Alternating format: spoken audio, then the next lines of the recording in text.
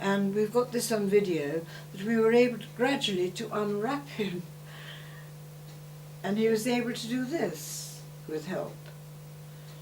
And his face, when he's doing it, if proof is needed that he was feeling something, there it was. So that's really started me with movement to touch. I realized that it was invaluable to many, many people. Actually, I should have said that I always use sound with movement with touch. There's movement with touch and sound, because sound is the basis of us. What do babies do first? They actually make sounds before they manage to move very much. Sound is part of movement. The voice is part of our body, just as much as our arms and legs. And so you can bring an added element. You can enhance the movement by including sound. And for example, sometimes I used to invite people to push against each other with their hands, not to see who was stronger, but to see how they could balance. How hard must they press to balance? So a very tall, heavy person might work with quite a slim, unheavy person who would normally go straight over.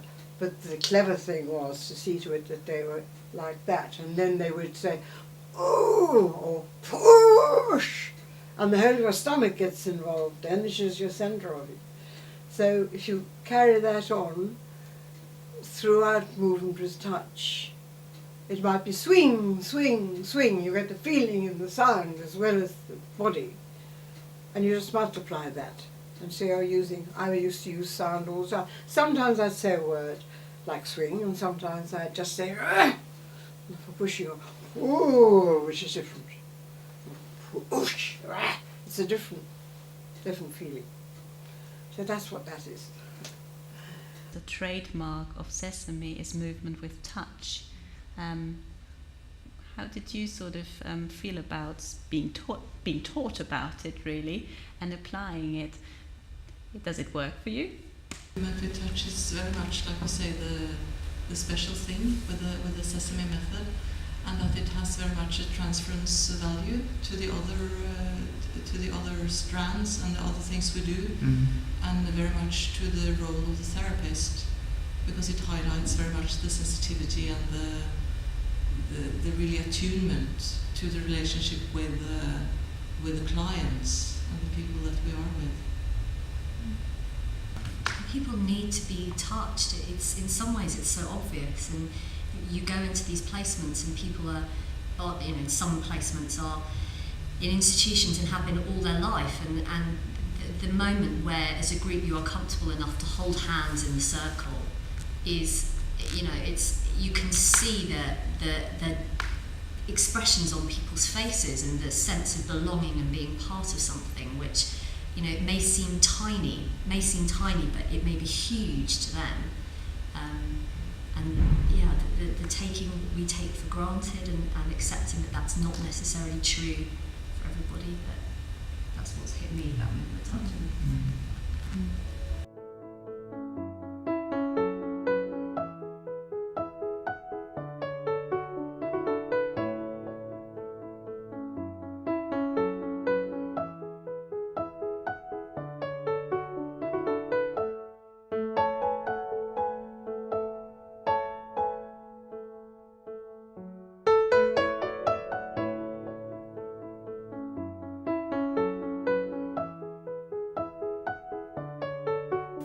The ritual beginning, often it will be in a circle if it's a group. It's an opportunity to really meditate on the here and now, so often it will involve focusing on the breath, on the sounds, the sensation function really of the body, as an opportunity to focus, as it says, the group. So let's make a beginning and simply stretch your legs. I'd like you to feel your legs on this floor.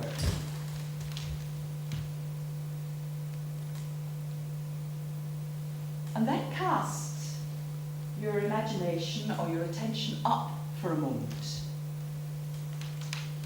And just have a look at the space above you and the air.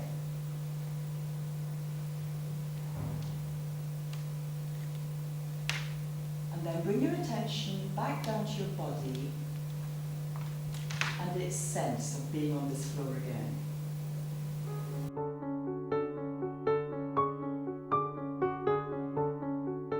This is to engage the body. This is to develop more of an awareness of the space in the room.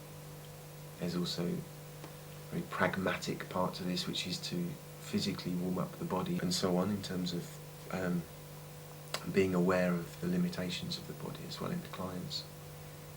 But the voice might be coming to that in terms of warming up the voice, warming up the imagination.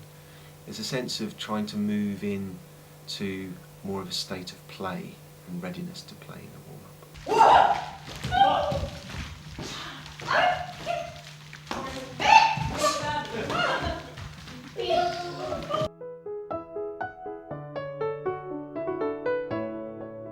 And the bridge-in is a means by which the experience of the session and the process moves into more of a refining of some of the images that might be used, or from the story, for example. So some of the themes and the motifs, if it is a story that's being used, might be dropped in at that moment. So for example, it might be a physical sculpting of something, or it might be working spatially with something, or with a sound with something.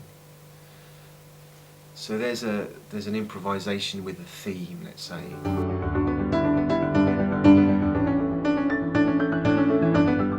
It's rather a strange term, the main event. In terms of depth psychology, I kind of see it as the descent has been made. It's where the unconscious hopefully has the opportunity to really start to rumble a bit and come through in terms of embodiment and sound.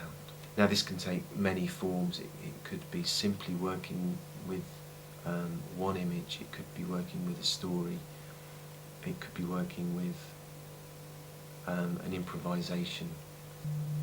And he did many things. He went to battle, and he went to sea, and his music moved all that heard it. But Orpheus wanted something else. He wanted love. The longing and the doubt. The longing and the doubt. The longing. The longing and the doubt. So you've got some feelings here, Orpheus.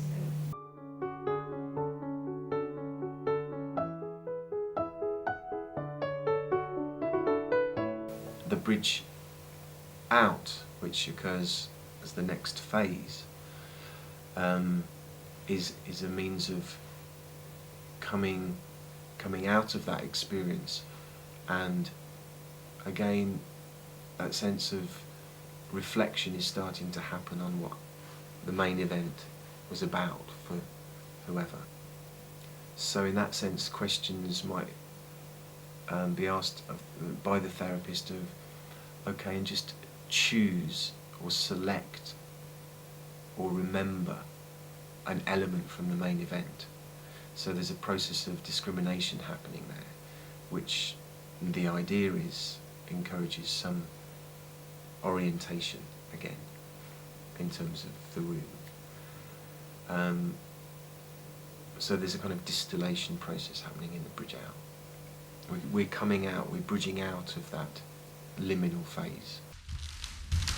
Choose one aspect, one role, one image that comes to mind, just reflecting back on that enactment.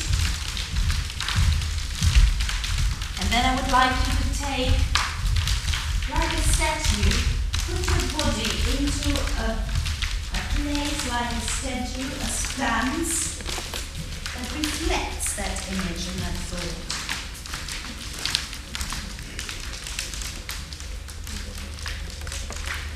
And if that stance could talk, that image, what would it be? Get off my back.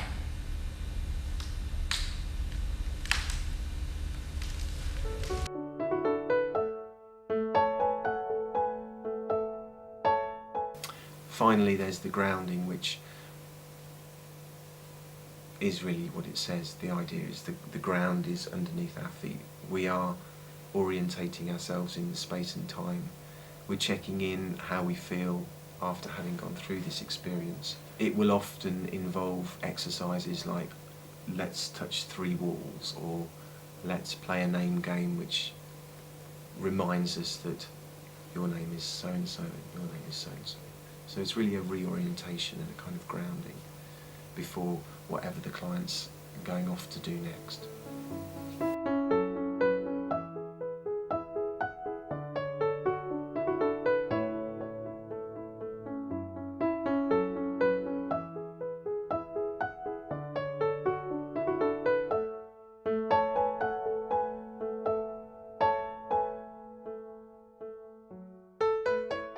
I hope this DVD has given you an overview of the Sesame approach and that you've enjoyed it.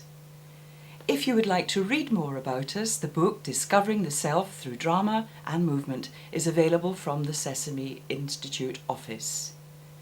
If you'd like to visit our website or have more information, details of how to contact us will become available at the end of the DVD.